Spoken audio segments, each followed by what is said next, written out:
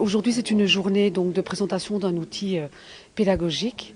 Nous organisons chaque année 2-3 journées pour permettre à notre réseau, donc tout professionnel travaillant avec des jeunes, de leur permettre de découvrir donc, de nouveaux outils.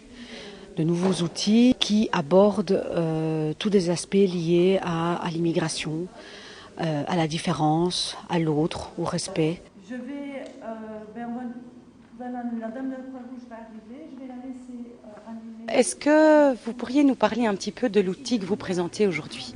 Alors, c'est une valise qui a été réalisée au départ d'un projet particulièrement réussi d'une enseignante à l'Athénée de Binge.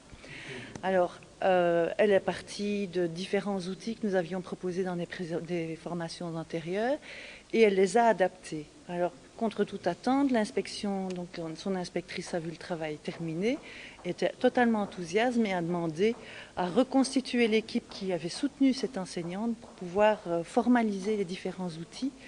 Et puis voilà, et donc tout ça a été mis dans une valise avec des bandes dessinées, avec le petit film, avec le Matin-Brun, avec l'identité meurtrière d'Amin Malouf.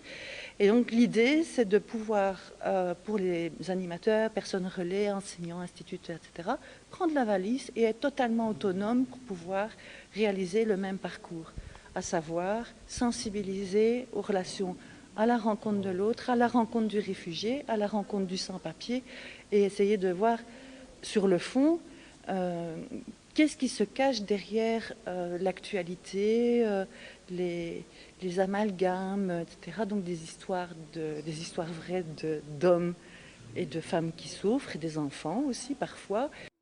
Pour bien comprendre le vécu du migrant qui, à un moment donné, quitte son milieu d'origine pour se retrouver dans un environnement totalement inconnu, avec une langue qu'il ne connaît pas, avec des difficultés qui sont propres à la vie moderne en Belgique, à Marchienne, etc. Donc c'est une véritable souffrance et un véritable choc pour lui.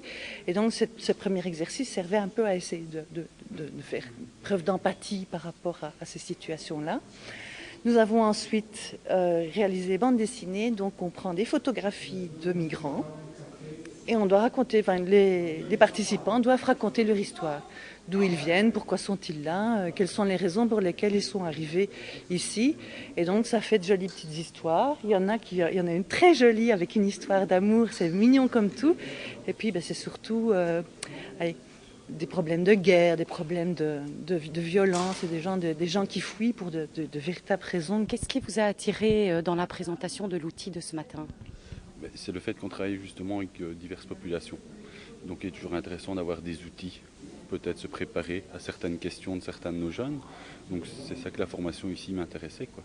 Avoir peut-être plus de réponses à certaines questions, ou peut-être des pistes pour travailler avec les jeunes justement. On brasse quand même pas mal de populations donc différentes.